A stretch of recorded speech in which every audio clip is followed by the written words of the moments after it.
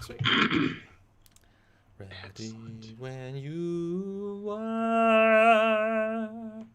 Hitting go live now. Okay.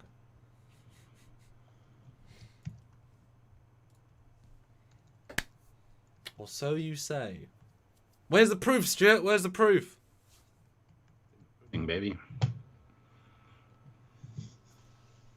Hi, guys. Hi, we're live. We're back. What do you think? How's everyone doing? What do you think my thumbnail for this? It's pretty great. Pretty great. So I was like capturing her two different emotional, like very her and very professional. I thought that was a nice little duology there. I had a third picture originally, but I thought a bit too busy. Yeah, and both, uniforms. You got the Reverend uniform and the Captain's uniform. We do need to do some sort of video about if they look less bright and contrasty, because that does look better. But I don't know if that's just we're used to it now. I'll have to see render shots at some point, see if the uniforms were as just as full on, because they were very full on originally. Hey guys, all right, we're back for another discussion, as we like to do. So tonight we're talking about Captain Burnham, and how does she work as a captain? From what we've seen in one episode, we'll talk about it, but we've only had one episode to go on, and somebody in the Facebook was like, "It's only been one episode. I think it's way too early to do this. You should do that at the end of the season." I'm like, we're going to. We're going to do it at the end of the season, and now, because we've already seen her in a very captain-y, important kind of mission. And we're going to see how much she changes during the course of the season.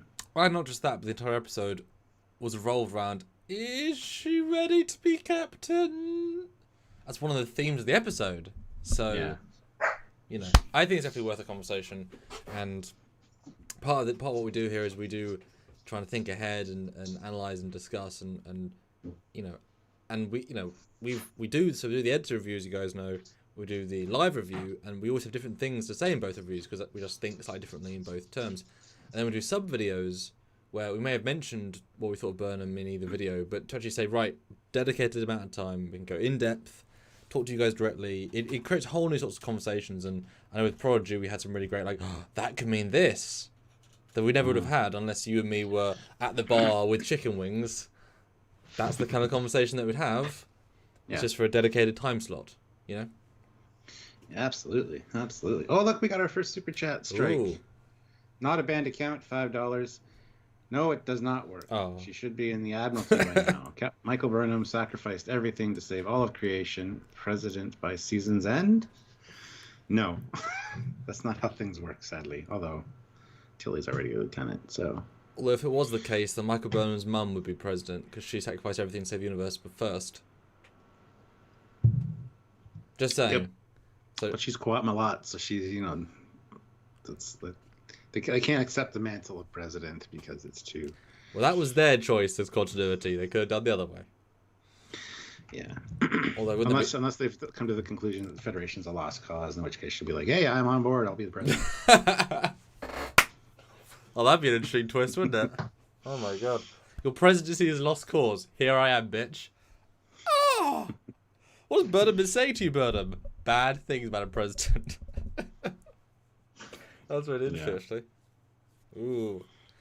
That could be well cheeky. Yeah, I got a lot to say on this. So So I'll start sharing and let the audience come in. Pre-show. See you in a minute. 27 likes, 18 people here. That is awesome, guys. Hit that like button if you haven't. If you're just joining us, please hit that like button. Don't forget the super chats are a great way to get your voice heard, your comment read, your question answered. We do read everything on the air, so you can make us say pretty much anything with a super chat. So you can have some fun with that if you like. You can also send us a PayPal at Trekyards@hotmail.com. All the information for that is in the description of every video, so check that out. And if you do send us PayPal, let us, the moderators, know in the live chat that you've done that, and we will read your comment or question via the email from PayPal. So lots of great ways to get in touch with us and help us out. Also, if you want to join the channel, there's a join button there. First of all, make sure you're subscribed, obviously, and click the notification bell icon to all. But don't forget that you can also join the channel, different ranks, Commander, Captain, Admiral, Fleet Admiral, or Federation President. We got a lot of each of those. And for a couple bucks a month, it's a great way to support the channel and show your love and support for Trekyards, because we try to, have good conversations and make good videos and just talk about Trek in general. So if you're able to, please do. Also, don't forget that there is the Teesprings and the TeePublic store down below. TeePublic has a lot of cool stuff, and there's going to be a sale coming up soon, 35% off, so that is worth checking out as well. So you can see what you want maybe to get, and then add it to your cart, and when the sale comes on, save yourself some money. Yeah, we're going to talk a lot about this, so... Oh, looks like the live's broke.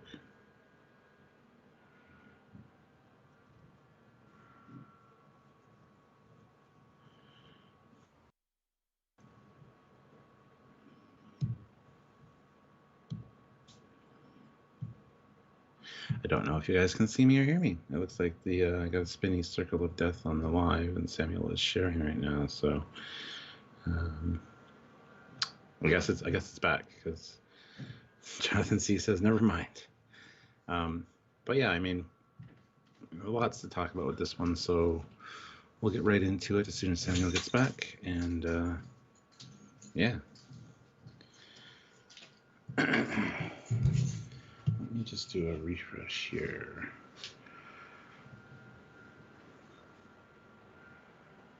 Dun, dun, dun. There we go. Viewer activity. Cool. There we go. Yeah. So anyway, hopefully you guys have had a good day.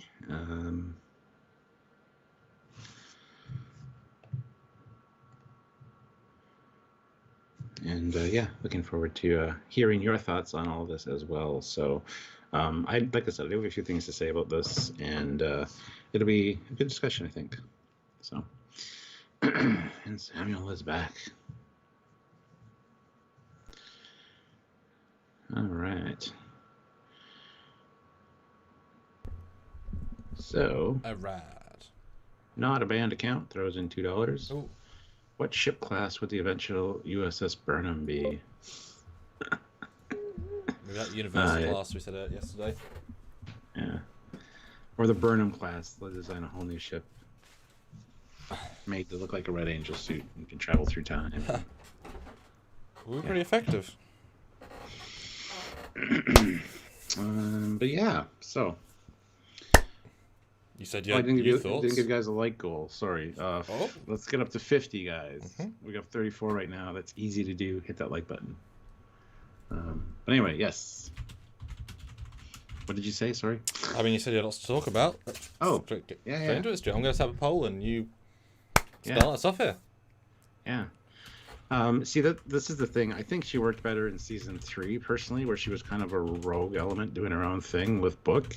I think that worked a little bit better for the character just because of the way she is. She kind of has that messiah complex a little bit and has to do everything herself. And, you know, the captain's place is on the bridge. Depending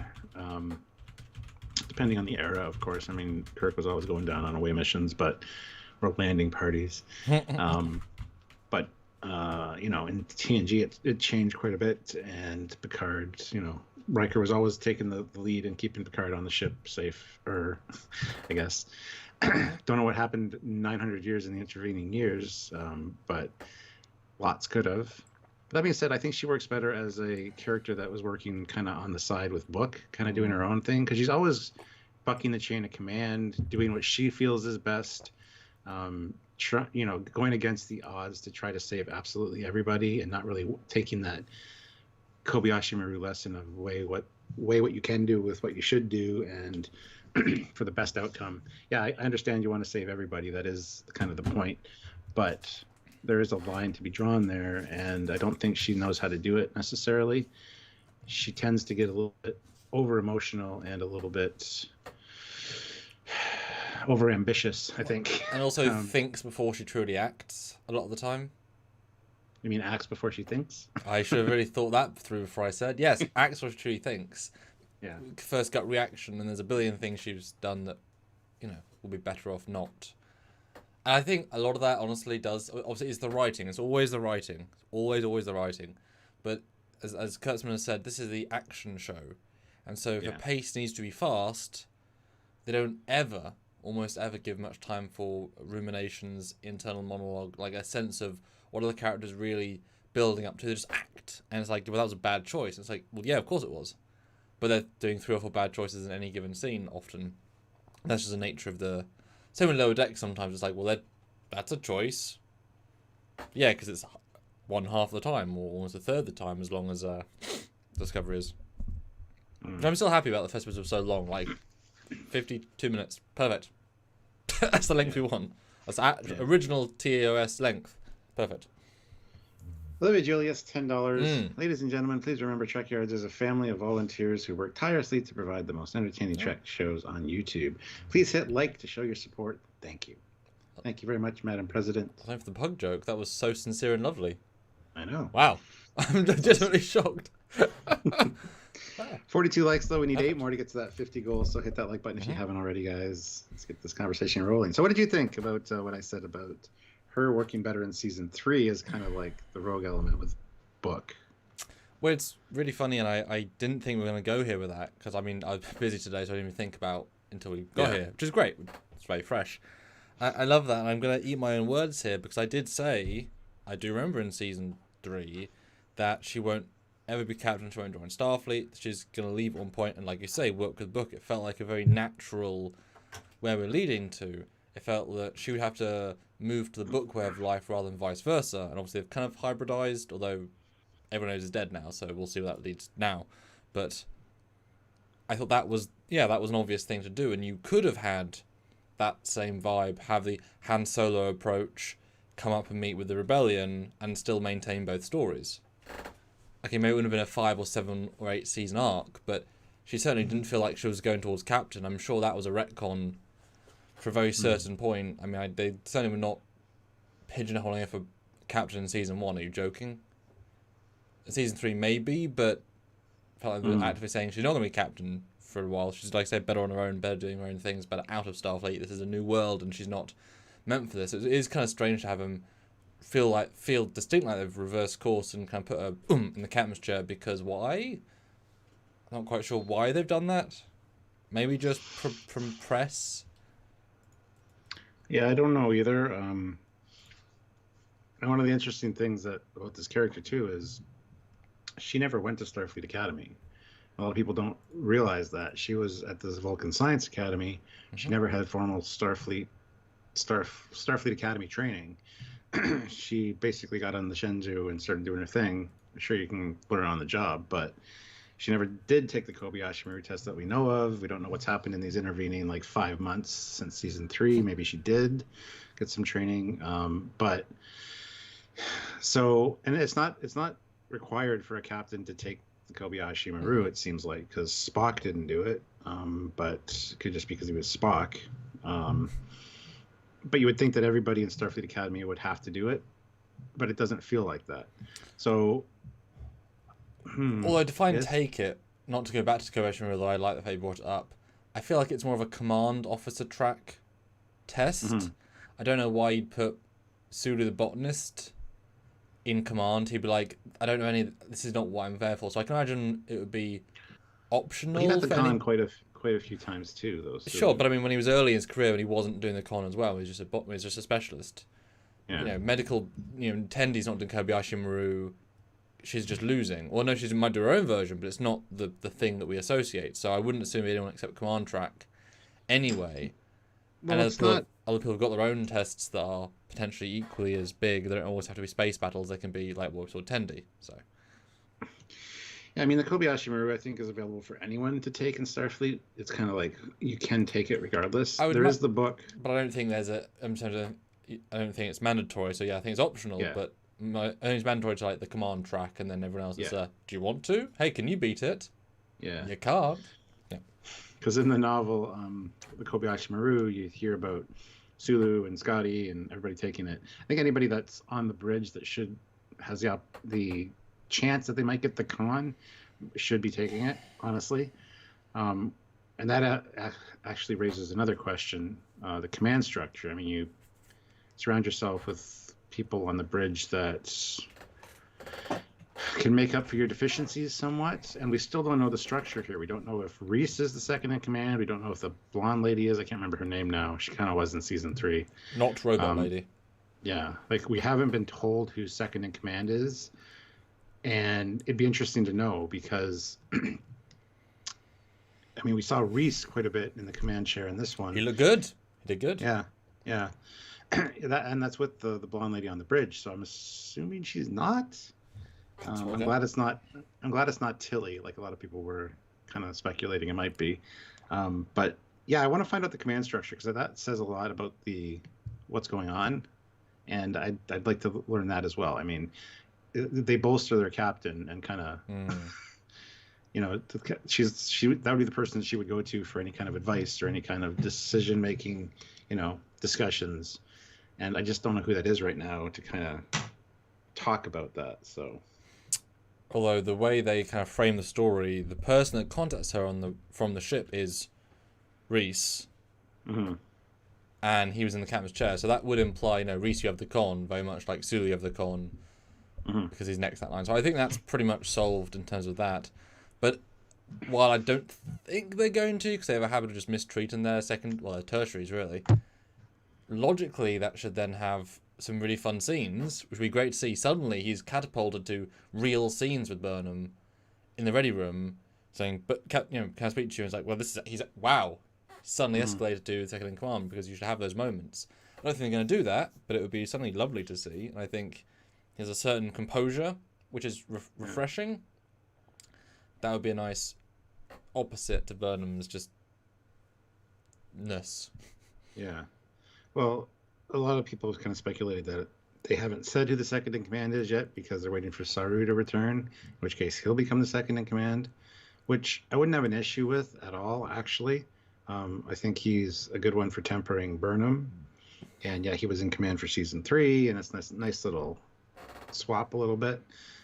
So I don't know when he's coming back or what he's going to position he's going to serve, but I think he would work as the second in command for her. So I don't know if they're holding off until he comes back. But well, it feels like a weird backwards narrative step if somebody like, hey, sorry, you went and had your big, you know, eyes wide open universal experience, and now you're back as a lower end person who's like that. Just like it makes sense if an ambassador be a representative, and maybe the Kaminarians. I mean, it'd be kind of nice if the Kaminarians and the Ba'ul, Ba'ul, thank you. They have like they have some gravimetric technology, so they can be directly helping this new threat, and so that's why he's on the bridge, because they're the tip of the spear in terms of looking for clues. Because I would be disappointed as all hell if he's just, and I'm back as an officer. What rank? Doesn't matter. I'll be a captain, second in command. It's like, okay. Well, like it doesn't fit narratively. That's just the Star Trek movies format of having Captain Kirk, Captain Spock, and Captain Scotty all on the same ship. But he barely legendary crew anyway. Status. Yeah. So I don't know. It wouldn't give enough of a purpose, though. I don't feel like he can just be butting heads against Burnham again and again and again. That's everyone else's role. So I think he'd be a specialist, otherwise it doesn't really structurally fit. I mean, maybe temper it occasionally, but everyone's there to do that at this point. And like you said, Tilly, that's her job in theory. You know, you can't. There's only too many chefs in the bridge crew kitchen that none have anything to do. You know. Yeah, and I think we're going to see her command decisions at least run by Book quite a bit during, which is fine. I mean, significant other kind of deal. You know, you talk to them about things, but you still need that professional. You need somebody that's not emotionally attached to you to be able to, you know, kind of keep you in check and tell you that you're an idiot. Although, that being said, Book will have no problem telling her that she's doing something wrong, or, you know, so, but he's not Starfleet, so. Plus, he's emotionally compromised right now. Yeah. But I don't know. I mean, if we go back to this first episode, you know, even the president questions the fact that she's leaving the ship. It's like, isn't your place on the bridge? Are you questioning my decision? A question does not imply questioning. And also, I'm allowed to question on the president. Yeah. Yeah, I love that back and forth. I wonder if it made Burnham kind of think twice about doing it, but it didn't seem to. I mean, I can kind of sympathize with Burnham a little bit because I'm kind of the same way as far as I want something done. I want to make sure it's done right in the way that I want it done. So I'll go do it instead of telling, one of my kids to do it or somebody else. So I kind of get it in a way, but at the same time, it's like that's not the role of a captain. Captain's job is to delegate and make the important decisions and get things done, not necessarily go out and do them themselves. I mean, let's be honest, it's barely the job of a second in command, because they're also very important. You wouldn't expect to see Riker pilot the ship himself, pilot the shuttle down. That doesn't really factor into his, or Chakotay, or that's not their role. They need to stay on the ship. So for that sort of explicit, like if it was an on the ship crisis, I could see it being different. Well, let's talk about that. So obviously, just reiterate for the audience and guys, put in your thoughts on chats, whatever. So they say, all right, we've locked course with the station. There's now debris in the way. We have to send a work bee who can get there in time to help free it up and get the escape pod out. Great. And so she jumps in with, I've had the most technical EVA hours, or something very specific sounding, although... And the president obviously says, are you sure it's a good idea? My instant reaction was, why aren't you saying Detmer?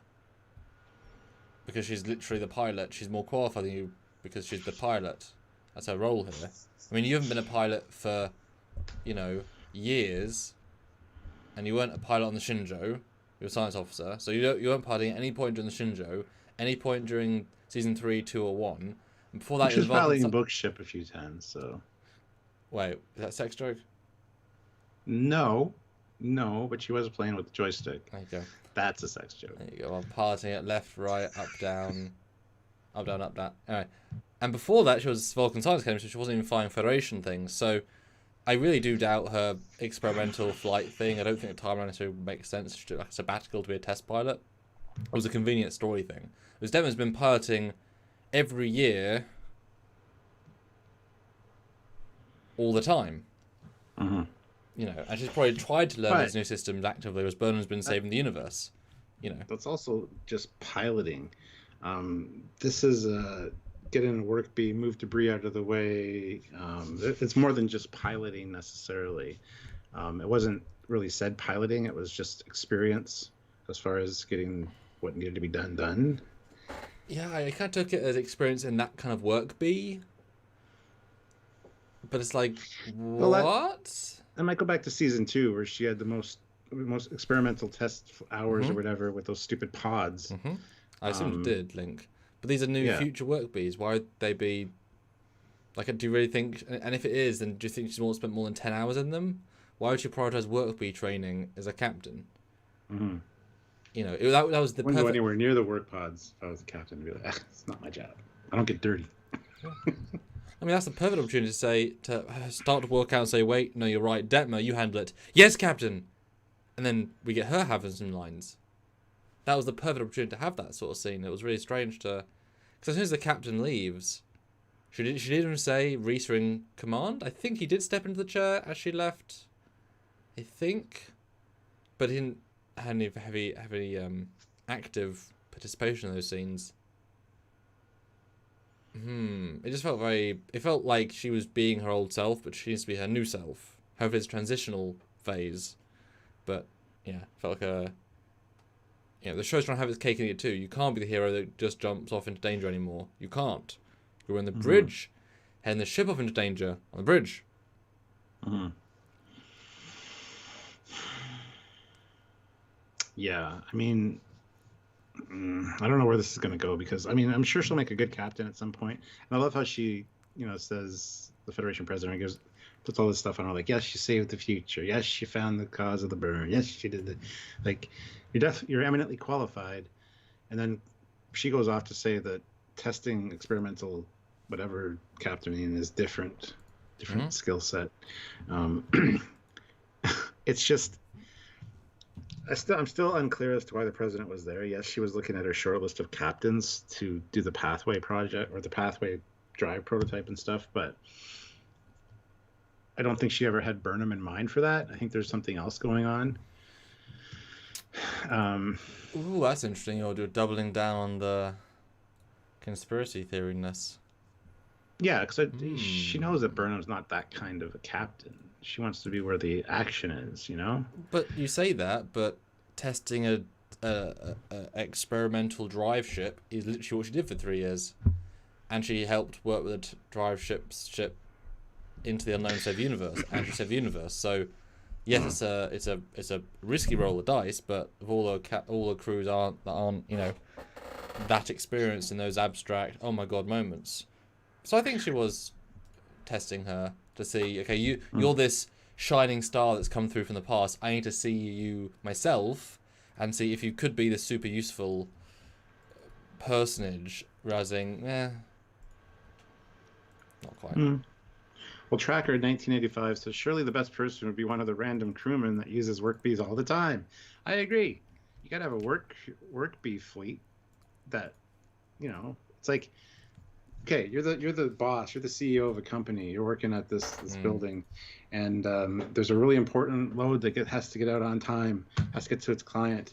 Are you going to run down to the warehouse, hop in the forklift, and go and get the pallets off the top of the thing and load them on the truck yourself because you want to make sure it's done properly? No, your job is to tell your manager, not second in command, I want this done, it's got to be done on time, do it. He'll go get the best forklift operator at the fastest time to go and do it. So I totally agree. There should be more qualified people, eminently more qualified people on board. But then again, the reason she didn't do that was because she didn't want to endanger anybody's life. She wanted to endanger everyone's life, not just one person, everyone. And so that's why she went herself as well, to make sure it was done properly, and that if she died, then everybody else would die without her, I guess. I don't know.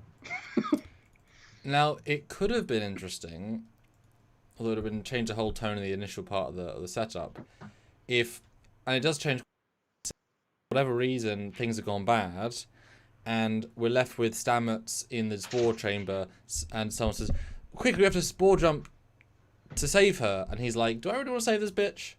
After he'd fucked up my life last year? Like, that could have been a good moment. Like, the reason she's out there is because Stamets has to make this choice, but obviously that wasn't the case.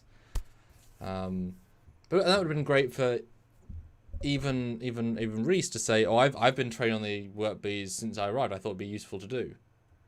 Like one of the other random people to jump in and because it would have been so great to have that scene just be given to someone else. She didn't need that scene. She didn't need to be the center of that attention.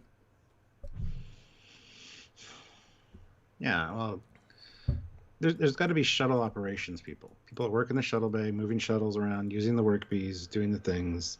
They're specialists. That's their job. But these are new work bees, though, so in fairness, they maybe aren't acquainted. You got to think, too, though, that they're probably not all Discovery crew on there at this point. Oh, you'd hope so. Some should be in training. Some should be doing apprenticeships on other ships or something. Have some future people come in. Future people. You know what I mean?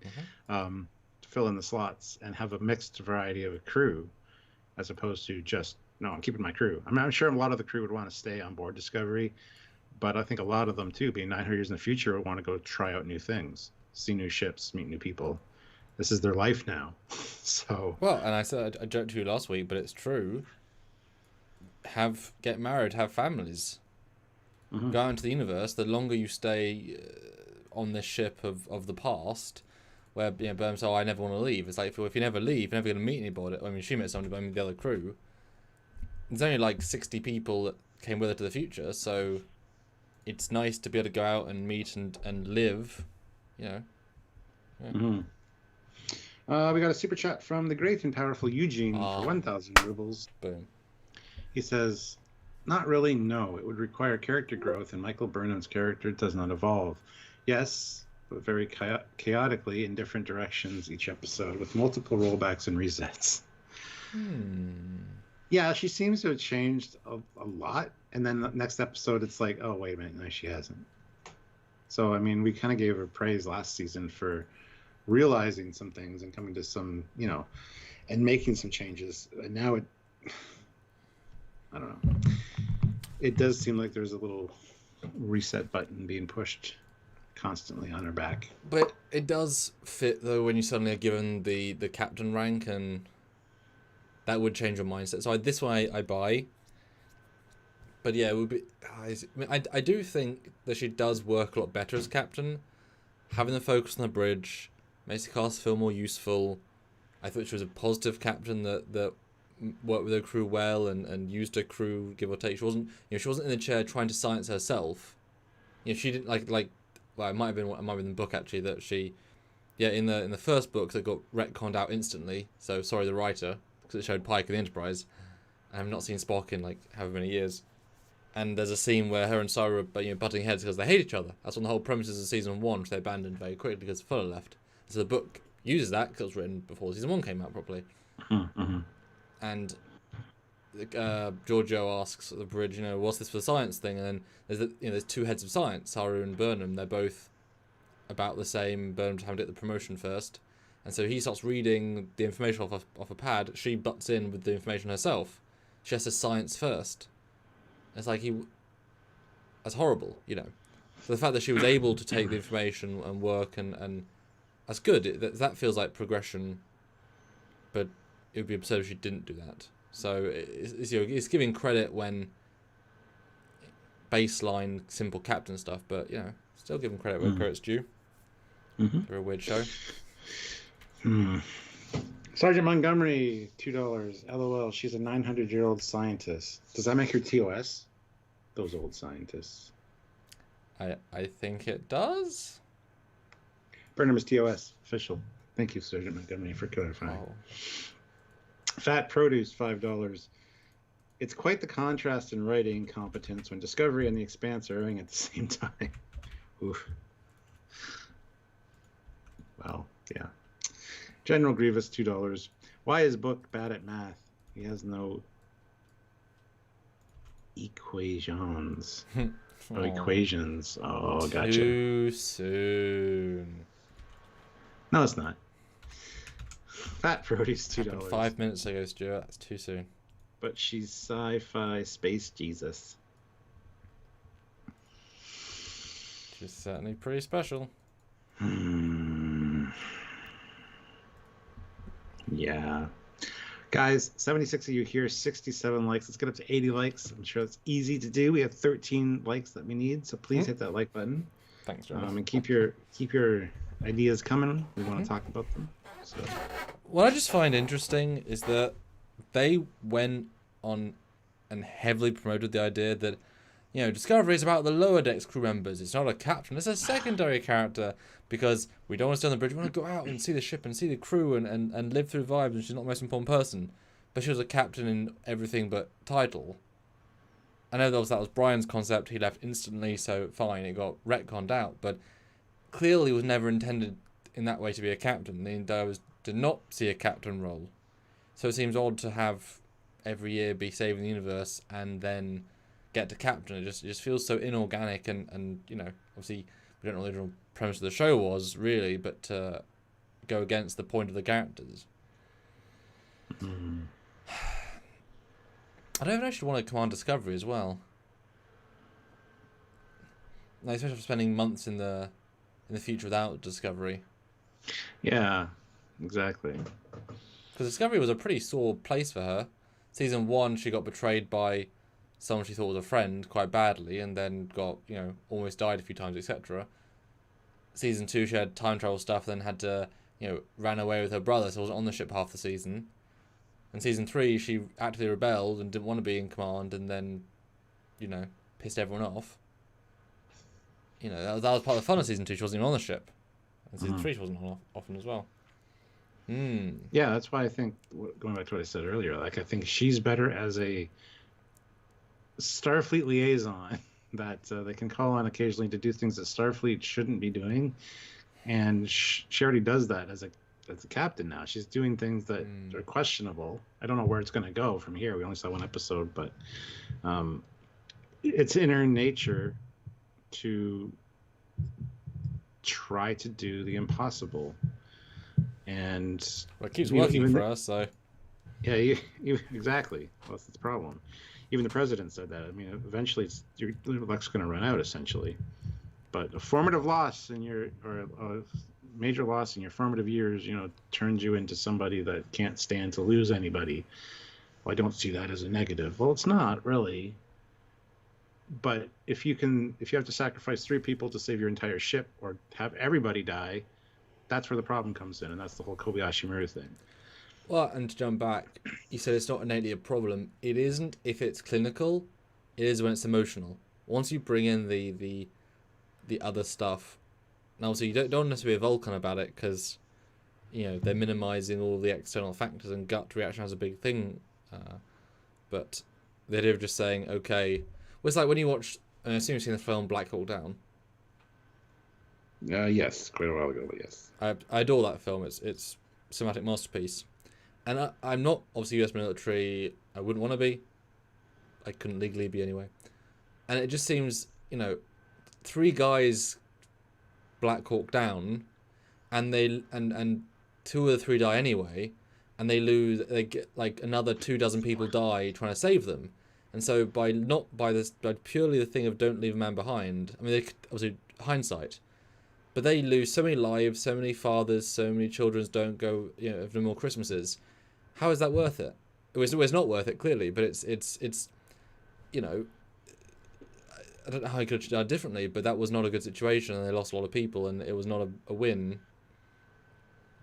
You know, and obviously, God, how many, you know, of the other people died? I mean, they were shooting them all throughout the movie. I mean, hundreds died. That was just, you know, just to save 3 people. And so if Burnham's, yeah, like you say, we have to save this one guy stuck on a planet, oh, and my entire crew got killed. Well, that wasn't worth it, was it?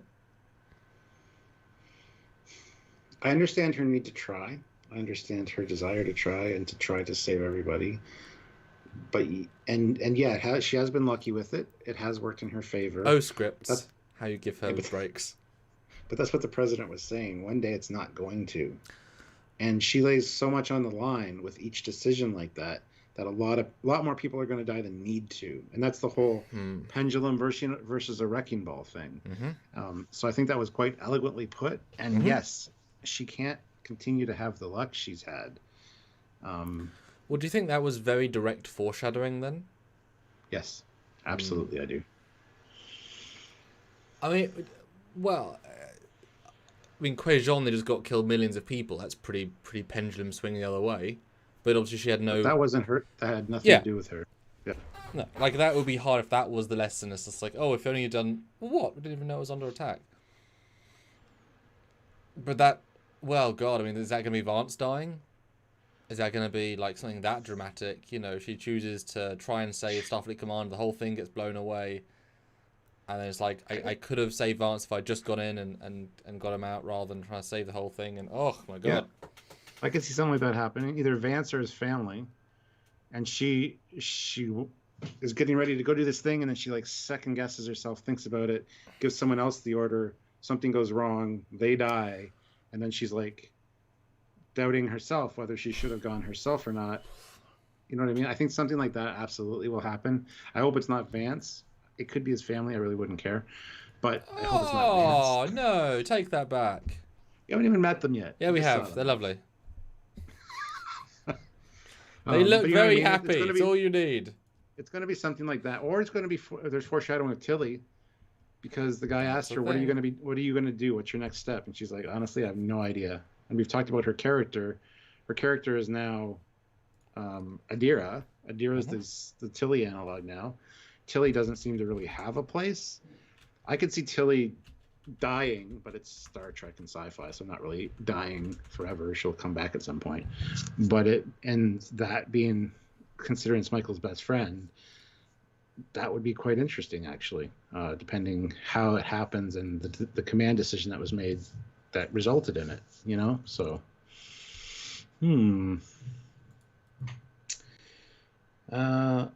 Fat Produce puts in $5. I just want to see them tackle a problem that isn't universe ending or caused by a malicious bad guy. Yeah, well, we talk about that tomorrow. Tomorrow's our discussion on the possibilities of this gravity wave thing and what could be causing it. Yeah.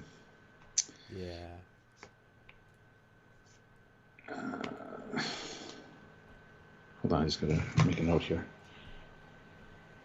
Let's see what you guys said. Yes, Tenzingari. Yes, absolutely. Cicero, $5. Thank you. Maybe you answered this, but didn't Burnham not go to the academy, so she never took the Kobayashi Maru? Yeah, we talked about that already. She was at the Vulcan Science Academy and went straight to the Shenzhou. So, yes. Which I don't think they remember, because that was a very season 1 plot. Yeah. Matt Boardman with an amazing $10 super chat. Thank you so much, Matt. I would have enjoyed a season of Discovery going to planets that split off from the Federation after the burn, trying to bring them back, and rather than a new great threat to the galaxy plot. I totally agree, and that's kind of what I was talking about yesterday. Would have liked more time to sit with the post-Federation rebuild before anything like this happened, because those would have been fun little adventures, episodic, going to a new planet or an old planet and seeing where they are at this point in the timeline. So yeah, I would have loved to see that as well, but I think there's going to be a mix of that and this overarching plot as well. So I mean, you can't have 13 episodes of this level of threat. It doesn't really work. And in fact, they might actually even be able to spore through the gravimetric anomaly next week and realize it's generated by an alien or something, and there's like a Vija style probe in the center, a small probe, and it crawls a wave, and it was targeted, and it's like, oh no, there is a baddie out there doing it, causing these waves. So it is, not a very good twist, obviously. I just want to brief. Area 51 says Tilly and Stamets now not having a place anymore. This is why it's important to develop characters and not merely have them be backup singers, so to speak. Mm-hmm. Yes, and now Stamets is really only going to be the dealing with Adira and Hugh, representation character over character. Well, he's still supposedly important because of the spore drive, but I don't know. But they use it with such abandon that it doesn't feel like a thing anymore. It feels as close to warp, but you don't see him. You don't see him hurrying to get in the spore chamber each jump. It's just like, jump. Okay, jump. There we go. It's standing by it all the time, I guess. Yeah, well, that's the thing, isn't it? When they ordered it, and it's like, so was he just stood there waiting the entire mission? Because it takes a few seconds to get there. If they order 3, 5, 4, 3, he can't physically get in, tune in, ready in 5 seconds. So I guess when he's in mission, he's always standing in the cube, even though we see him run around and do stuff. Yeah, I don't know. You can't. It isn't a technology you can just order unless he's literally standing by, because all the other stuff is standing by to be used. So it's a little bit different than just a man who has to physically walk to an area and I mean, it'd be a hell of a funny scene. They're like, right, Stamets, take us to Spore, and he's like, okay, okay. Oh, got a stitch from that. Yeah. That being said, with all of them having personal transporters, you can just transport it at any time, except for when the Heisenberg compensator on the ship's down. And none of the transporters work. Despite them not relying on that tech, yes. General Grievous. That's true, though. That's a good counter. Yeah. General Grievous, $2. There's a fine line between trying and ego. Yes. Yep. Caboodle Fish. And I like this super chat. I just made a note of it. Caboodle Fish. £2. If Tilly dies because of Michael Burnham, I'll donate £50. No chance. I think there's a distinct possibility. So I wrote it down. So if it happens, I will be finding you, Caboodle Fish, for a £50 super chat. I mean, that would certainly be a sad. Well, it would make the character really pointless. Then her 4-year journey was just to be Michael. Well, she'll be back. She's no one's ever dead in sci-fi, especially Star Trek. She'll come back by the end of the season or the next season or something. Well, you say that, but the robot lady isn't back. Yeah, who cares though? I kind of liked her more than Tilly in some ways from her one flashback sequence. Yeah, I know, but the original actress is on the bridge, so technically she's still. I know she is, yeah. And obviously the Section 31 guy, Roland, yeah, Reginald. No, Leland. Oh yeah, that was Roland. Yeah. But I mean, that would be interesting, but it, like I said, would make her character feel more pointless because then she's just there to be the friend, bit sciencey. It's kind of like killing Kim after season 1 of Voyager. It's like, I mean, they were there. You liked them. They did kill Kim. They did. They're called A Kim. Oh yeah. Who's the real Kim, Stu? Who's the real Kim? General Well, Grievous. no, he did die in season 1 as well in the Yeah. in the funeral pyre. Yeah, because he had to die to the next Yes. emanation, and then he. Yeah. That was a good episode, actually. Rewatch it. First season, man. It's Voyager. It's way stronger than you think. Yeah, it is, absolutely. General Grievous, $5. DS9, not my favorite, but the Disco writers don't have the guts to do what DS9 did with Cisco when he had the prophets intervene, but there would be a price. Oh, the 2700 or whatever, the ships. Well, hey, maybe it's the Par Wraiths causing the disturbances. That's for tomorrow's discussion. Shh. Ah, yes. I have an idea or two about that as well, but we'll talk about that tomorrow. So tune into our live tomorrow, guys. General Grievous, another $2. Thank you so much. In Disco, the Kobayashi Maru took Michael Burnham. In Disco, the Kobayashi Maru took Michael Burnham. I don't know what you mean. Please clarify. I'll just briefly read out our poll result. 123 votes, which is fantastic. Do you like Michael Burnham better as captain so far? 33% yes, captain I think will work best, or no, I don't think it will click. 67%. Okay. Interesting. Antonio Del Elci. Time to unsubscribe from all Star Trek channels. Thank you, Paramount Plus. What? Because he can't see it legally, so. Oh. Sorry, man. We'll see you back once you've seen it. Then you'll have a lot of content to watch. Just make sure all our stuff between binging episodes. Yeah. You'll never leave your couch. We do put a spoiler thing in the title of each one now, just so you guys are aware that this is something you shouldn't be watching. Although clearly everything is going to be spoilers. I know, but I hey. don't want to get yelled at. Wow. I mean, because all the other Trek channels are doing it. So. Caboodlefish puts in 2 pounds. Burnham dies to save the crew is more likely.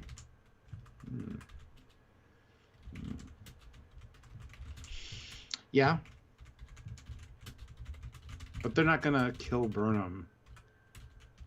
They're not. It's the Burnham show. It's the Sonequa Martin Green show. They're not gonna kill her, and if they're not gonna kill her and then bring her back, because that'll definitely amplify the Messiah comparisons. Like, come on. in the mycelial network, arms outstretched, glowing from all the spores. Oh my god. Yeah. I find that highly unlikely. Carlos says, is the entire season about the gravity monster? We're not sure. Samuel thinks not, and I want to agree with him. I think it's going to... It came in like a wrecking ball. And I think there's going to be swings of that pendulum during the course of the season. Hey, it's a good one. And it's going to end with another wrecking ball. So Miley Cyrus is going to come in half naked, is what you're saying. Because she comes in like a wrecking ball. We know this, Stuart. This is true, with a sledgehammer in her hands. I think it's... I mean, you don't introduce something this... Because think the Red Angel suit was only one part of the storyline. There's 5 red signals. There was control, universe bending, Michael Burnham's mum, all that shit. So that was only one part of the story, even though introduced in the first episode. So I do absolutely think it'll be a much larger story. That is good, you know. And then it's somewhat trolling us in a sense by having a, yes, look, another garbage apocalypse story, but actually, you know. Because after the thing comes out, that news stories won't revolve around A or B of that idea because it proven to be untrue, you know. Yeah. So I think that's okay. But Stuart, read out the. I was just gonna do that. Yeah. New poll question: should Samuel do a first reaction live on Thursday night as Stuart can't, and we can't do a Friday live? Yeah, I have a Christmas party to attend. So, damn Trekyards for scheduling our Christmas party. No, sorry. It's Sylvia's work, not Trekyards' Christmas party. Anyway. Oh, I wasn't invited, which is... Yes, Samuel's first reaction, and wait for Stuart, Team Live. See... Haven't done that first before, hour. but... The first hour's got to talk about the show, and then you got to talk about just random stuff. That's how the formula works, man.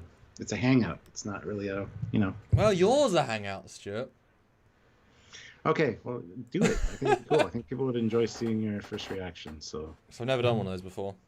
Because I do know that we know that this month is pretty bad right now in terms of income. Reasons, whatever. So an extra one will be helpful. And I can do it when I get back, but it'll be like midnight. It'll be later. And you'll be tipsy. Yeah, I will. Actually, I probably might do one. To be fair, you should definitely put a cap on, Christmas cap. Yeah, you know what? I think I will do one. But if you're gonna do one earlier, that's cool too. Yeah. But yeah, guys, vote. I want to see 100 people vote. I mean, that's kind of like throw your weight behind that, because if enough of you vote, I'll do it, and it'll probably be the normal time, just because it's a good time. It's not necessarily good. It's not a bad time. But yeah. And then if I do mine later, there's a lot of separation between them, so that's good. I'm definitely eager to watch it, and it's like, can I hold off? Because we will have always done a review earlier in the day. Yeah. But the audience won't have seen it yet, so it does work. Yeah. Sergeant Montgomery, $2. Thank you.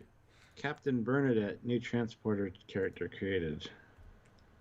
Oh. Captain Bernadette. What? Are you referring to Big Bang Theory? That's what I thought too.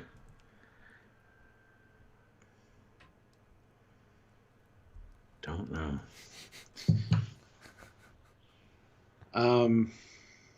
Yeah, I mean, so what were the numbers for the last? Oh, okay. Last poll. Do you think Michael Burnham is better as captain so far? 66% said no. Holy shit! It's just surprising. 24 votes. But if she already overspoke and overpowered the whole bridge crew while not even being on the bridge, at least if she's on the bridge, she has to give orders. So just the very nature of it, that bridge scene where they warp in or they spore in and she's dealing with everybody, I think that was a really good scene for Discovery. It's like this felt real, this felt legitimate. She was engaged. It was very procedural, but in a good way. It was probably overly procedural because they're bigger fish to fry, but it false sense of security. The president was there. Also true. Although, boy, I was kind of now I'm thinking, as we've obviously, she was she had a very small part in that. I'm kind of surprised she controls the Federation. She gave, you know what I mean? She has every right to countermand and have her own thoughts, but she did say quiet until the very last minute. She did say, "You're the captain." Yeah, sure. At one point. But she never had her own opinions be felt, except against Burnham as a going off the. You can see other presidents being like, "I think you should do this." Well, she did kind of say, "Are you sure you should be doing this?" and let Burnham make the decision and not just strike her down in front of her crew. She did say, "Okay, But that was a question does not imply questioning." But that was when you want to do. She was pushed against a corner of, if I don't speak up, this is a silly maneuver, rather than just, it's quite a. I guess I'm kind of impressed the way they're presenting her, because, presidents are presidents. You trust your officers until you really can't, until they do something stupid, etc. I mean, plenty of times Picard would have done something, and if there's an admiral or president standing next to them, like, you're not doing that. I am. Oh, you're not though, so stop. Does it anyway. Sergeant Montgomery, $2. Sorry, Ian. Okay, so a Burnham Detmer transporter accident, 2 Vicks. Who get? Do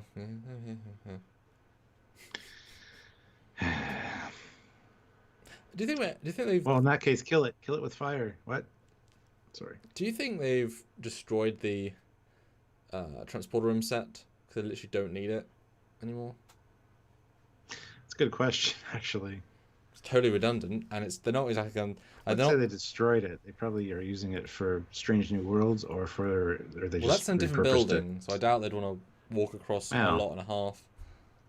I know what you mean, but they probably repurposed it into something else. Maybe they'll make an engineering room for a change. I want to see an engineering room. Don't do everything in the spore chamber room. That's not how engineering works. Yeah. Damn it. Yeah, we need to. I think it's a very obvious room design-wise. So when we see it again, what it's been turned into, like, oh yes, that's what it was. Because they don't tend to rip down stuff like that in production. They tend to, like you say, put it down to its base materials and sort of kit bash it, but they don't need it. And that tech is so old now; it's just redundant beyond redundant.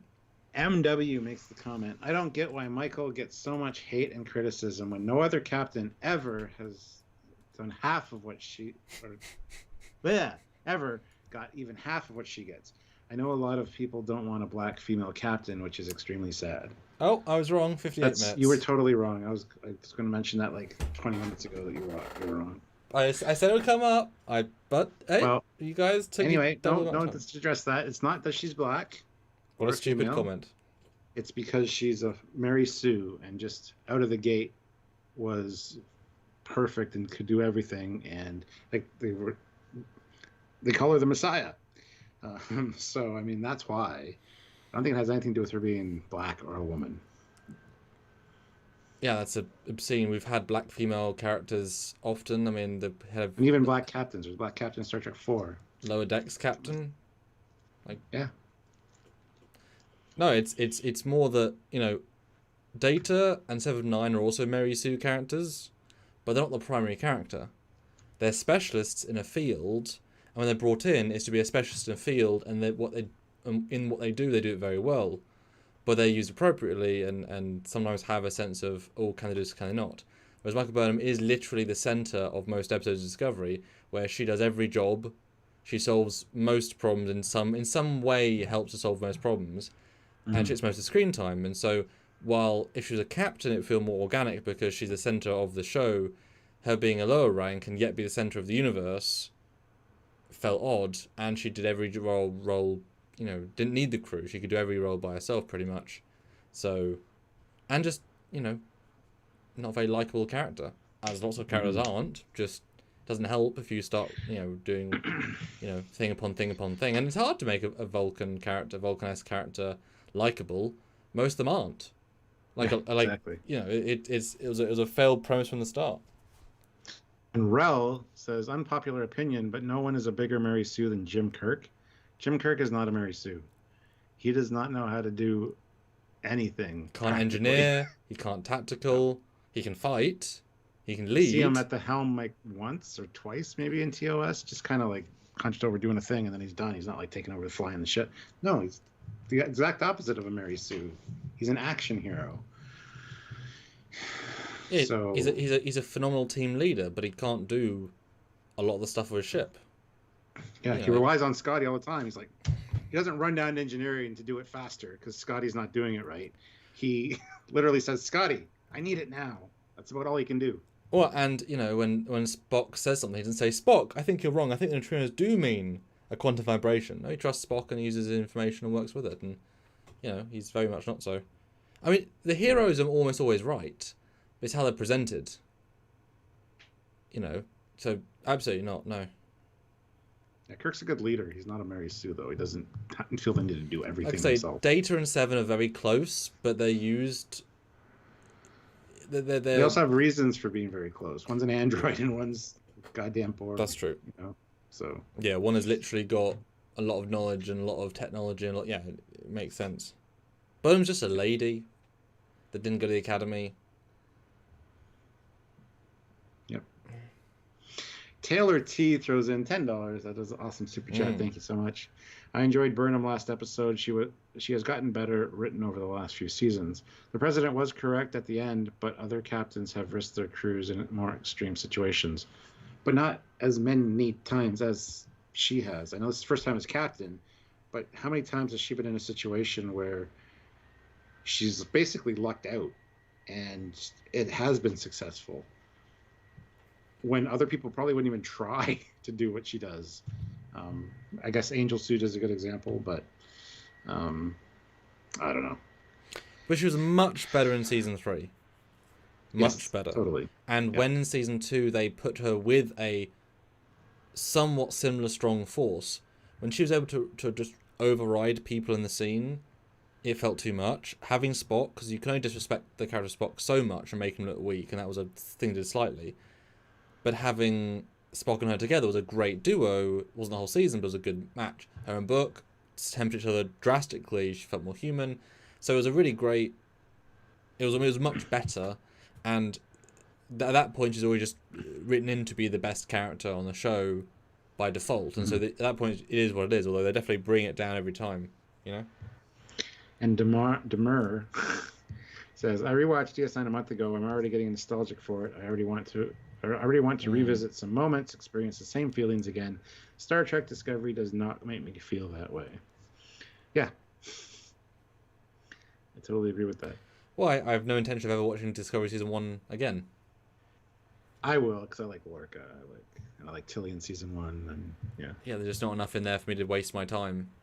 I mean, some of Season 2, but it's just plot holes are too big. Season 3 I like, but we did a lot on it. But there's no interest in me in season.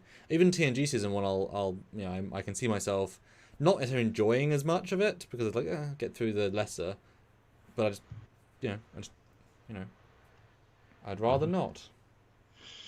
The sci-fi one throws in £2. Shaka when pressing the buttons is swell. Speaking of pressing buttons, we're 93 likes. That's 7 away from 100 likes, guys. 100 is always our goal. 120 sometimes, 150 sometimes. But we're going to go for 100 right now. 7 more likes. Hit that like button. Keep the super chats rolling in. We need at least another $80 if possible. Yes. Yeah.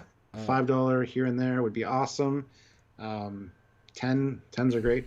Taylor, Matt, everybody throwing in 10s. Thank you so much. Because we're definitely... It all adds up.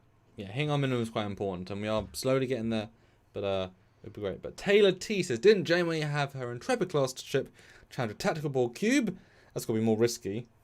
Well, not than saving the universe stuff, but that's the problem with Voyager. They nerfed the Borg a little bit, / a lot. But also you got to remember that the Queen didn't want to kill 7 of 9. That was a whole big thing. So she was always taking it easy on Voyager. And that was like you've got a security blanket around you. I mean, any Borg could assimilate them at any point. They've got transport conduits and unlimited ships. It's all a nerfing thing anyway. But I mean, they didn't do any damage to the tactical Borg cube. I mean, it's not as if they did anything to it. They just pissed it off so they could beam aboard and then, they didn't destroy it, I don't think. I think they did at the end. And Rel says, even though you disagreed with me, I'm still tossing you a like because Star Trek debate is good debate. That's what these lives are all about. I mean, we don't agree with each other half the time, but it's fun to have the discussions and raise some eyebrows and get some people thinking and generate new conversation. That's what we're about. So yes, thank you for the like, and don't feel bad that I disagreed with you. Just you were wrong. But hopefully that's just my character. I'm sorry. But hopefully you'll agree that we put some genuine points forward. And weren't, because we will always be open to be convinced. It's just most people watched the Discovery seasons, watched it maybe twice, moved on. We reviewed these things for 2 hours plus a review plus sub things. We talked about each episode for maybe like 4, 5, 6, 7 hours in depth. So we have so much in depth analytical thought that most people don't do. So we really thought about these episodes, really thought about them, And Rel, I have to say, you go on any Star Trek discussion anywhere and say that Kirk is a Mary Sue, 85% of people will disagree with you. Sorry. Yeah, and because it's the fact that term is only a new term shows how the writing of such has just shifted from, the heroes are going to live, but there's a distinction of effort, and as in the effort they seem to do, and over need to make them the best. It's very strange, the swap, like Ethan Hunt from Mission Impossible. He's always going to win in the end, but he stumbled along the way, he has hard times, he loses things, he fails, but he always going to win. Neo in the Matrix, but he also got killed and suffered a bit. So it's, most heroes are going to be heroic and win. Yeah. But they're just not Mary Sue. There's just a distinction there, and there's was not Michael Burnham one of the first Mary Sues? Certainly the first time I heard about the phrase. Ray was, but I think Ray was one of the first. Ray was one of the first, but that was a brand new, as far as I was concerned, thing from these two characters because of how they're written. A term was invented almost, maybe just for them. It's weird. Oh. Rel, because I got crushed on Reddit and on Discord. I still think Kirk is a Sue, though, but that's me. I love all Trek, old and new. Yeah. Mary Sue, if you look up the definition of Mary Sue and try to relate it to Kirk, it doesn't fit. Well, would you also agree then that Picard, Sisko, Janeway, probably not Archer, that's harder to do, but those two other captains are also Mary Sues then by that same logic because they all succeed probably about as much as Kirk? And in fact, Picard's a more talented officer, and so is Janeway. I mean, Janeway's a scientist. Kirk ain't no scientist. He is a pilot. He is not a lot of other things. So Janeway's arguably a far more Mary Sue character because she's better at a lot more things. I mean, she can go to Garrett's station and do his job. Mm-hmm. She could. That's just training, though. You should know all the stations on the bridge. Kirk doesn't.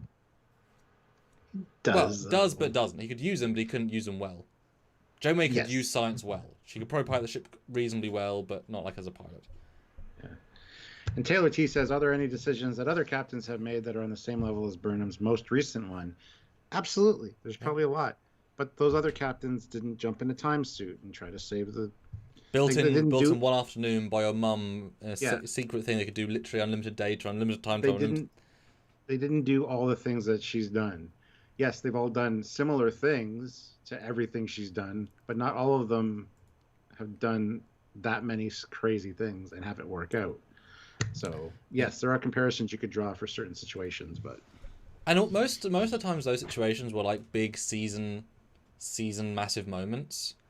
Yeah. You know, I mean, Janeway defeated the Borg, give or take. Pretty big. But she died in the process. She, erased time. Yeah. But I am interested now to do a poll on that. Should Samuel do a first reaction live on Thursday night? Stuart can't, and we can't do it Friday. 70% say yes. 30% say no. That's a pretty good percentage, I think. Okay, well, here, let's take that poll down. I'll got another poll then. Okay. God damn it. While I'm doing the poll, you talk. No, Tertiary, she wasn't married. That was a fiancé. Never got married. He just, moved on because she was lost for 4 years, and I don't blame him. Sorry. No reason to think she was alive. Let's see. But again, to reiterate, I thought she did pretty darn good in this episode. She was a good captain. She just made mistakes, but the episode made a massive point of calling her out for her mistakes. So that's why I think she is going to be a good captain, because the show finally tonally will fit. She's always played the captain power role, but never as a captain. So I think that the show will finally click more once she starts to pull away from the action heroine role. I think it's going to work a lot better. So I'm kind of surprised so many of you don't agree, but I'm pretty easily sold that she'll be far better as a captain than as a whatever else she was doing, because she's doing a lot of other weird stuff. Yeah. All right. New poll is up. Ooh. Do you want me to read it? Yeah, you read that one. Alright.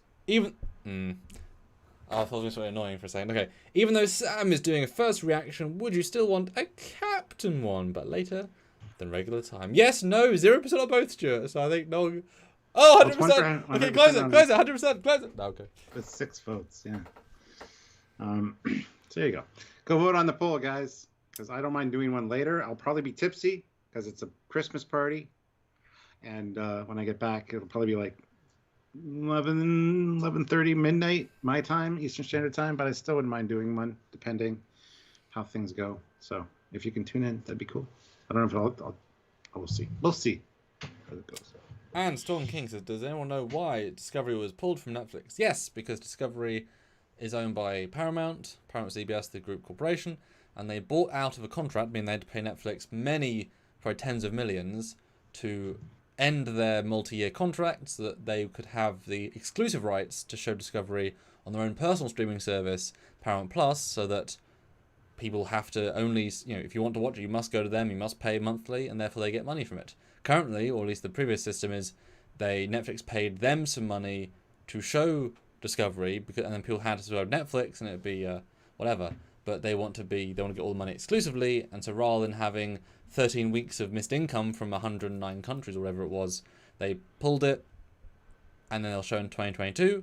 And so even if 40% of the audience do come back from Netflix, it's still 40% of people will give them either 14 weeks. I don't know why they do a weekly. I should be a binge, but getting direct money in theory is more important than residual money or whatever money from Netflix. But And Scarcity. Rel asks, was it confirmed as a buyout or was it a contract expired and they did not want to renew? Yeah, it's a buyout. Mm-hmm. Yeah, they said more 100%. time. Yeah. Well, it was scheduled to be on Netflix, and then it wasn't. So it was going to be, and then negotiations failed. It may have been a case of that it was a buyout because Netflix wouldn't. They probably said to them, "Well, we'll let you keep it if you let us buy out for like 10 million, rather than 50 million." And I said, or add another 10 years to the contract or 5 years, and Paramount Plus wants everything on theirs. So yeah, maybe there was some negotiations that. Because you wouldn't do it until the week before. That's a really douchey move. But yeah. Well, Rebel they were, but they'll make more when it's only on their thing because they'll make direct money in the long run. Yeah, it's a good marketing decision if it had been said earlier or live now. The fact that it's not, I don't know why it wouldn't be live today on, because it hasn't launched yet. That's the big problem. If it launched in everywhere else, it would have been like, and they've suddenly got 12 million subscribers overnight. Goddamn. Yeah. And Rel says, so it's obvious now that the YouTubers who shall not be named were just making shit up when they said that Netflix wasn't paying, they wouldn't make Discovery. Yeah, 100%. That's what those channels do, clickbait. Although it's clear from the visibly lower budget of season 3, you can see on the screen that Netflix wasn't paying anything. They're just paying licensing rights to show it, but you can't make a show on licensing rights. So they clearly scaled back, made a more restrained season, and which also proved that they didn't need the Netflix money to make season 4, because Netflix wouldn't pay for it. I'm sure they just didn't see the return, and so at that point, all Netflix is doing is getting a show for a few millions. Well, if they're not going to help pay for it, they're not going to help promote it very much because they weren't promoting it very much. Effort, just do our own thing, as we are for other stuff. Yeah. And Matt is right. Sadly, those types of YouTubers cash in on people's desire to hear news that jives with their personal feelings. Yeah, they only hear what they want to hear, and anything negative about something they dislike, they're all over it. So, yeah. But, guys, we still need another $80 if possible. So if you can, please consider super chatting even a little amount. We saw that last super chat slot. The sci-fi one has it right now with £2. But if you guys want to throw in a 5 or 10 and help us out, that'd be awesome. Also, we have 113 likes. I think we can probably hit 120. 7 more likes, I think, is very doable. And let us know your thoughts on the first episode of Michael Burnham as Captain. I'm already sick of Let's Fly. Heard it twice. I was sick of it the first time because it was just stupid. And why is she wearing a leather jacket for that mission at the beginning? And then that's not standard Starfleet issue. Maybe it is in the future. I don't know, but that's just dumb. She should be wearing a uniform. Sorry. I mean, look. Kirk's wraparound ain't Starfleet standard issue. That is though. That's a flexing man. Hey, look at me! I'm in a little wraparound sexy number with my chest showing out. Because it's still a Starfleet variant of a uniform, though. It is, but clearly made because Shatner wanted a sexier outfit just for him. Like that wouldn't. It looks like a uniform. It's got the black striping. It's got the black trim. It's got the gold trim. It's got all the things that make a Starfleet uniform. Yes, it's a uniformed vanity costume. Yes. But it's still a vanity costume, though, and so it's a goddamn leather jacket. But I mean, have you seen in all costumes they're grey with a stripe? At least the original ones were. I mean, And also, can I just point out that Michael Burnham joined the Shinjo in 2249. She jumped forward in time 2258. So 11 years from joining her first Starfleet ship, she's in command of a Starfleet ship in the future. Yeah. 11 years. And 8 of them be on the Shinjo, which is a low-end ship doing random stuff. So that's a hell of a promotion line. Kind of ties in with Rel's comment. Off-topic comment. I heard some sourness on Tilly's promotion to lieutenant. I just want to point out that the Forge went from lieutenant junior grade to lieutenant commander in season 1, 2, and 3 of TNG. Yeah, but that's not cadet through ensign. The ranks are structured such that you have enough time at each rank to acquire the skills you would earn that are required to go to the next rank. He proved himself, obviously, and it's, he was not a cadet. Well, it's a fair point, but you've got to remember, he was picked to be a Helms officer on the flagship of the Federation. He's a top-tier officer in his own right? Tilly was only pulled into the ship because Captain Lorca from the universe knew he could corrupt her and use Captain Killy eventually. Yes, she's smart, but he knew he could manipulate her. She's also good at science, but that's not the main reason she was there. She wasn't, Killy wasn't known for science. He wouldn't know she was known for science. Killy was known for being a real heartless bitch. So she was already a corrupted, never graduated officer. And from graduated to what her journey is in that many years is silly. Whereas, already on the flagship, that guy may have actually been already close to a promotion anyway. We don't know. Tilly certainly wasn't close to graduating, so she wasn't studying on the Discovery. And it was silly he got promoted 3 times. It was also silly. But that's because they didn't know what to do with him. We called that out when we reviewed it. Yeah, it was silly. They also were wrong, but they didn't have a plan for him, and they found, we'd rather him be chief engineer, and then boom, and he wasn't promoted any other year afterwards. So it was also silly, but it makes a lot more sense than Tilly. Mm-hmm. Yeah. And Tim McCaffrey, it's a good point, but yeah. Picard wore a jacket with black leather shoulders too with the Temerians. Yeah, but that was clearly a uniform. It looked like the Starfleet uniform. But again, a vanity jacket. Although it is odd. Yeah. Did she have I think she had a comm badge. So it's still, she had a comm badge. Yes, she did. But there's also an ankle-long leather coat, which, when you're going to a planet to reopen negotiations with Starfleet and want them to join back, why would you not wear a Starfleet uniform to represent Starfleet properly as you should? Instead of hey, I'm just some sketchy, I have a comm badge, see? I'm obviously Starfleet. Do you want to join Starfleet? Or the vice versa, they are Sorba from the time in Starfleet, so not wearing Starfleet attire, wearing a tertiary outfit, to not be hello, I'm in bright red, Starfleet here, join! So going low-key, I think you could argue both ways. Yeah, I could agree. I could see that, but it didn't sit well. Well, it depends how often she uses it after this, is how we'll judge I didn't notice it till I didn't really notice that it bugged me until after I watched it the 3rd time with Sylvia, and I'm like, what the hell is she wearing? That was fine. I had no issue. But Rel I love that Rel's commenting still. He has some great points. It's fun to debate. What does Rel say, Stuart? Rel and dogs. I understand that. I thought that was some type of excursion jacket. I'll have to up from that.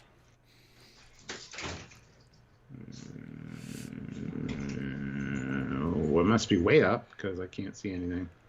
Okay. Off-topic comment. I read that one already. Okay, he says, I understand that, but in their current situation, Tilly is one of the limited Starfleet officers left in the 32nd century. But also, she's a caveman that's moved into the industrial phase, and she shouldn't be and not just that. We don't know how many officers are there. I would assume several thousand. She's also still on the Discovery, so it's not as if her improvement in rank has led to any great. She hasn't done anything with that. If she was on a new ship they need a new science officer on the Potemkin. She's one of the few 50 officers we have. Send her, but she's on the same ship doing the same job. You know what I mean? That's not an argument. If she's still where she is. Let's not forget that she didn't lift a finger to help fight anybody in the bar at the beginning of season 3, and was kind of useless. And I like Tilly, so I'm not just saying this because I don't like the character or whatever. But anyway. Well, that's the thing, though. Again, all these characters are written and hired, the actors, with a certain brief by Brian Fuller and his team. That brief went out the window in 2 episodes, maybe 2.5, and they've just been reshifting the course every time. At first season, Claire Burgess syndrome was very, and then she lost that very quickly. And then they're just shifting as the wind. Whereas Geordie LaForge, he was bloody Geordie LaForge from episode 2. He was astoundingly close to what he was the entire time, bar some confidence. Riker was pretty much Riker. Troy was pretty much Troy. They had, and that's was just unlucky situation with the writing and such. But these characters are more redundant than they used to be because they've finished their roles, which were lost very early on. It's very strange. Yeah. Russ Knuckles says quick promotions in wartime when acquiring usually large amounts of experience. Fast is not unheard of. No, it's not. And then Double Barrels Simeon says Nog was a cadet to lieutenant junior grade in 3 years because of the Dominion War. Yeah. Field experience, I guess. So. And they're not a wartime though at this point. Nog is interesting though. Well, it's post burn though. It's not. They're in survival mode. They said that in season 3. So that's similar to wartime as far as being desperate. But I think she was promoted in the last scene of season 3, so it was like it was a reward for time served. It wasn't because we need officers. It was just you did good. Here's a because they thought everyone should get a higher rank. And Nog's interesting, although Nog did finish his cadet training, so he'd actually finished the academy. He was then brought into the literally the tip of the spear ship, in the tip of the spear of the Dominion War, and he was doing things that no other officer was doing. Because the Defiant's only like 40, 50 officers. Like, he's right up there, and if he's doing his job to the bestest and actually excelling, then he's got more flight hours, more man hours, more... he's presumably showing his excellence quicker than most people would in that situation. And presumably he was doing excellence. Also silly, but... Let's not forget that Kim didn't get promoted at all. Anyway. No, and let's be fair, Cisco is very proud of him. He might have said, F it, promotion. Like, he can throw out promotions. He could just do it. It might be silly, but... Caboodlefish, you'd have thought this was a perfect opportunity to give Disco a chief engineer. They have no idea how anything works, hence Adira having to go on missions. They do have a chief engineer. It's Jet Reno. We will see her at some point in this season. Yes. But I don't know why she wasn't there in this one. Well, filming reasons in real life, but that's chief engineer. I think the actress said that she's a lot in this season. A lot. Yeah. So it's just a case of we'll get there. Yeah. So yeah, but then what do you do with Stamets' character? I honestly don't know really. He's going to be dad. True, he's going to be dad. Yeah, and teaching Spore because I can see Book being more reclusive now. He hasn't got this other life. He literally got burned away from him. So he might just say, "Oh, I want to burn the ship," and now you've got the tension of 2 Spore operators. Who does Burnham go to? Does she go to her one true love, who she can trust, or the guy that hates her right now, who's doing a good job of hiding it? That drama will come. They did it good. I in terms of a good episode, I think they were setting up the stakes well. It just we'll see. We'll see where we go from now. TXR Way, £5. How much is Discovery improved compared to season 1? Can't warm to Burnham. Too much has been given to her unearned. Also disrespectful to her senior officers. But apart from that, the show's improved hand over fist. It's just amazing. Still not my favorite, but it's way better than season 1. I mean, if for me season 1 was a 3 out of 10. Season 3 was like a 7.5. Mm-hmm. So massive improvement. Mm-hmm. And we can't judge the season yet. So massive improvement. Taylor T, $10. Thank you so much. Those super chats are amazing. And we're getting close, guys. We're getting close. One of my favorite parts of the Archer space dock scene. The Disco crew knew who Archer was, so seeing that had impact on him. That's true. They may have pandered to us, but I loved every second. It's not pandering, it's logical. Why is every reference a pander? Oh, yeah, it's fan service. They live in a universe. You know what? Have you seen the new Ghostbusters movie? No. People call it fan servicing. It's not. It's just amazingly done. Just exists in the same universe. Yes. I mean, do you want a show not to use anything from the past and just make everything new? At that point, why call it Star Trek? People still complain though. People still complain though when you do that. But it's different people. Yeah. And what was the point of that? Oh, the Archer scene, yeah. And what's interesting though is that we know that Archer died the day the Enterprise was launched. Mm-hmm. So very conceivably, some people met Archer, maybe very old Archer, or certainly, when they were children, saw him speak at an event. Mm-hmm. I mean, these people aren't 20-year-olds anymore, apart from Tilly. So, I mean, they probably have seen Archer physically in some sort of event. I can imagine he was giving speeches up until, the week of his death. So I'm just saying, yeah, very, very much more meaningful. And actually, that would have been a note to do. Actually, I mean, Stamets, I think the actor's 50 in real life. Doesn't look it, but he's not a spring chicken. And so if Stamets is 50, then yeah, I mean, I would have been lovely if he'd said, I met Archer once. He was a really great guy. He loved pina coladas or something like that. Actually, would have made more sense. But hey ho. The pina coladas. Yeah, I'm getting stuck in the rain. Cicero. $15. Awesome super chat, thank you. Boom. I will admit the last episode gave me hope of Burnham's character because you need that moment where she is a human being. She fails, learns, and grows, but we shall see what happens. Godspeed. Well, that's been her whole arc all these seasons. She screws up, but is successful at the same time, learns to be more like a human being. And we think, okay, she's making improvement, and then, like we said, there's kind of a character reset sometimes where it's just like, and I know it's very realistic because people are stuck in their ways. It's hard to change a person. People tend to fall back on what they know. So I just don't think she's. That's why season 3 was better for her. She was more of a free spirit. She, didn't have Discovery for almost a year. That's more her style. Like, let's hop in the ship book. Let's go do this thing because we have to. I don't have to disobey an order because nobody's in charge. That suits her better. Sorry, but it does.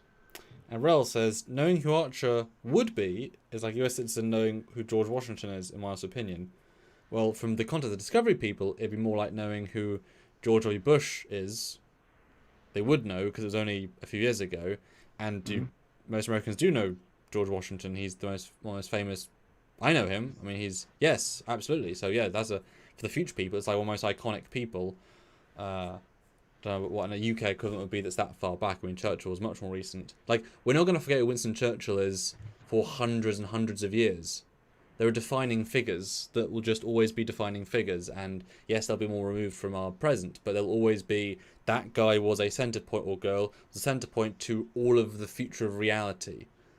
Archer will never be forgotten. He was integral to forming the Federation. He was the first explorer on the first Warp 5 ship, on the first Deep Space Explorer, on the first meeting with more races than anyone else. He was a Federation president for a number of years. His dad designed the warp engines, who worked with Cochrane. Like, he'll always be one of the most famous people in Starfleet ever. Because he did more than Kirk or Picard. Because he was there first. And Carlos Smith says there was already a place named for Archer in the past, and yes, it is fan service to do it twice after nearly 1,000 years later. No, it's not. It means a planet.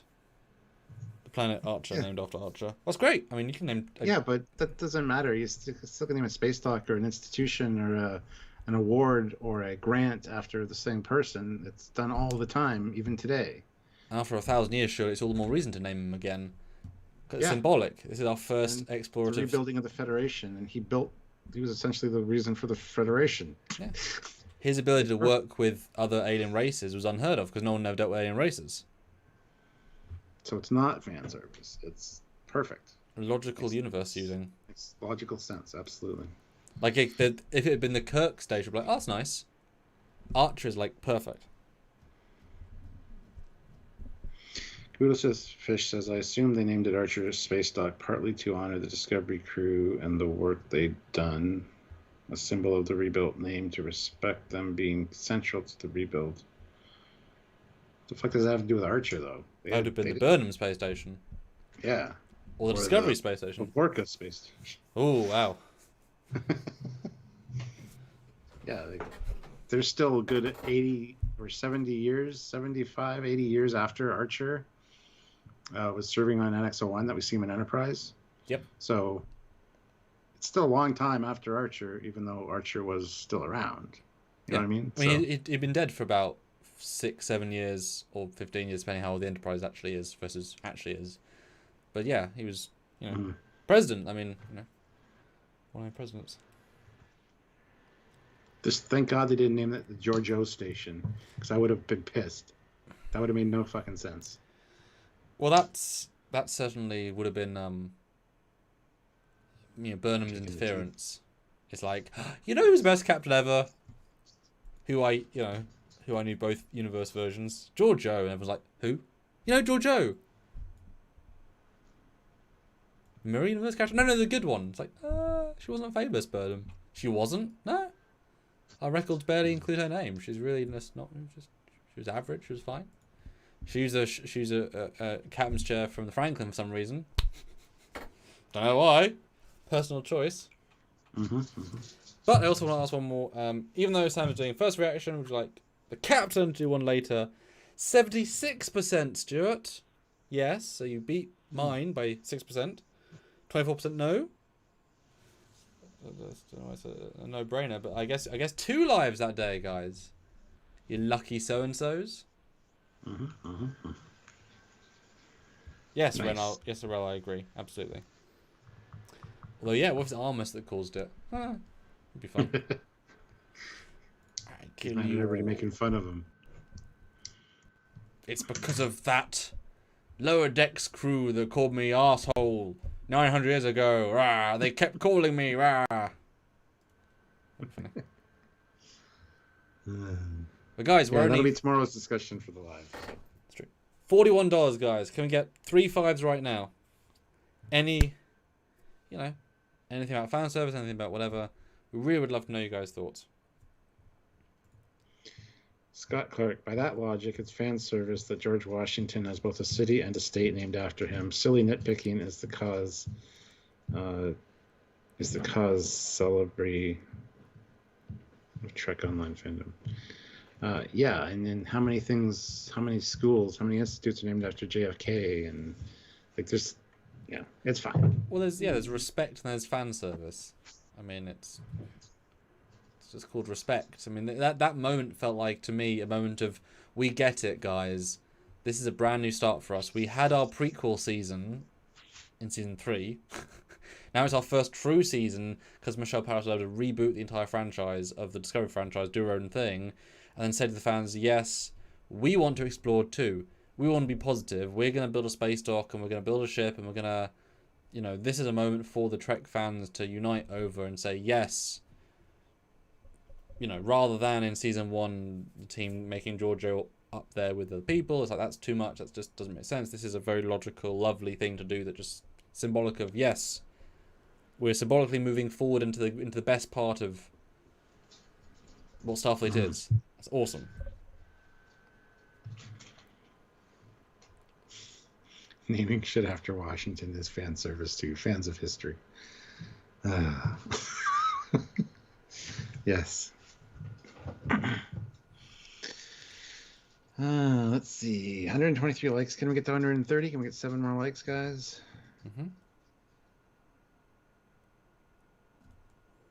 So there's another poll I can think of.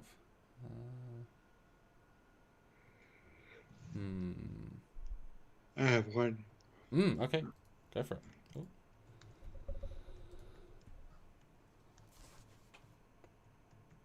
Yeah, Trip says, I bet they named a high school after you. Yes. Very true. Yeah, well, they very much could have, Discovery B, make a joke out of it, blown up in the same season. That's almost what I'm hoping for with its damage in this season, this first episode being like we have to improve it again. But that'd involve, rebuilding the sets, which I'm obviously hoping for, but it would be nice. And I would be fine with having a B.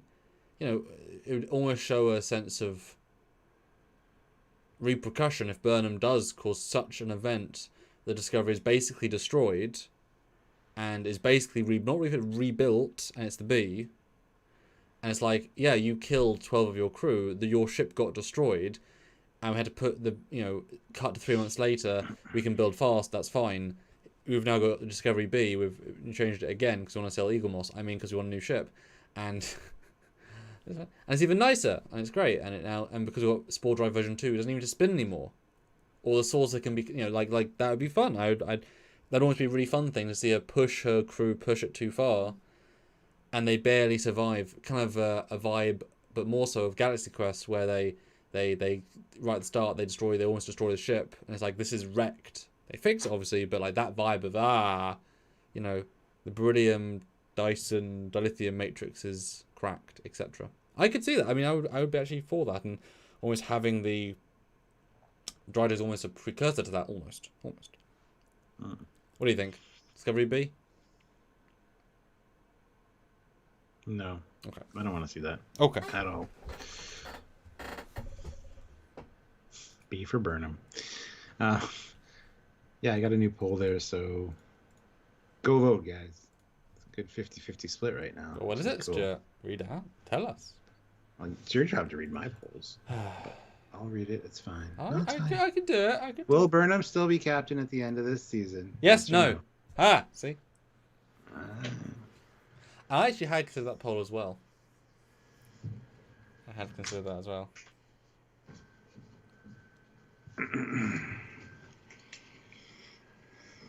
Taylor, maybe. Depends if Navarro is part of Federation again. But I'm excited for this coming episode. I'm unashamedly totally interested. I want to see what happens. Despite having a really busy weekend and Friday, and like I can't necessarily just enjoy it, whatever. No, I'm. There's a strong start. I fought them for small things, but I'm excited to see where it goes. And the fact it's 13 episodes of full length, which we haven't had for a year, is nice. Way harder to review. But 3 more likes, guys. Let's get to 130. I think we definitely this last super chat slot though, guys. Who wants to be the last? If we can get 11 more bucks, then that'll be something. But any last thought? Did they say that it was Voyager that'll be refitted with the new drive? I'm wondering where the Enterprise is. Yes, they did say Voyager will be. They're thinking of putting it on Voyager with the Pathway drive. Yes. And General Cord throws in £5. Thank you. Love the channel, but gave up on Discovery at season 2. Still watch to support the channel. Burnham sucks. No way you should be a Starfleet captain. Bad leader. Well, thank you for watching. Appreciate that. Love your name and your avatar. That's awesome. Have you been put out to pasture? I don't know. You still got some clout, I guess. So. Yeah, I mean, she certainly wouldn't be a captain in the other shows. But Discovery is its own thing. Yeah. Thank you for the support. So right now, General Cord has the last super chat slot. If anybody else is interested, now's the time. And if a drunk guy like that More likes. can get last super chat, just hammered on the booze, and he's burping in your faces, Oh, Mario, no, that's too far. No, that can't. No, that's no. Rebel, yes, the spore drive could go into any quadrant instantly, and Proton of the Galaxy, I wouldn't be. Why would it? The Great Barrier, I doubt, goes into the mycelial network, which is the. So yeah, it can go anywhere. It can go to any part of any galaxy instantly. It's God tech to its absolute finest. There isn't really anything there isn't any device you can do quicker because it's instantaneous. It's quicker than the wormhole, quicker than transwarp, quicker than the transwarp network. Area 51, $5. Hey, Discovery B, same bridge. Area 51, you weren't the first super chat. You did start the first super chat snipe tradition, but you weren't first super chat today, but you might be last. So thank you for the $5 super chat. Appreciate that. Oh, can I get $1 more and 2 more likes? I'm just gonna say it: $1, 2 likes. Yeah. Yes. But no. And then tomorrow, Stuart, tell everyone what we're doing tomorrow. Tomorrow we are doing a live at the regular time, 5 p.m. Eastern Standard Time, talking about our speculations, thoughts, your speculations and thoughts, theories on what this gravitational anomaly might be. Lots of great ideas will be generated and discussed, and it should be fun. See if we can suss it out before they reveal it. Tyler Volk, anyone?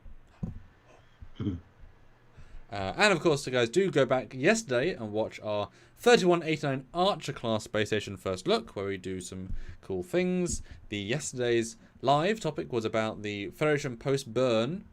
See what we think.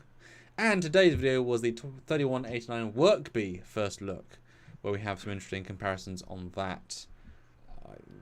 We lower. You got a ship. You got a ship.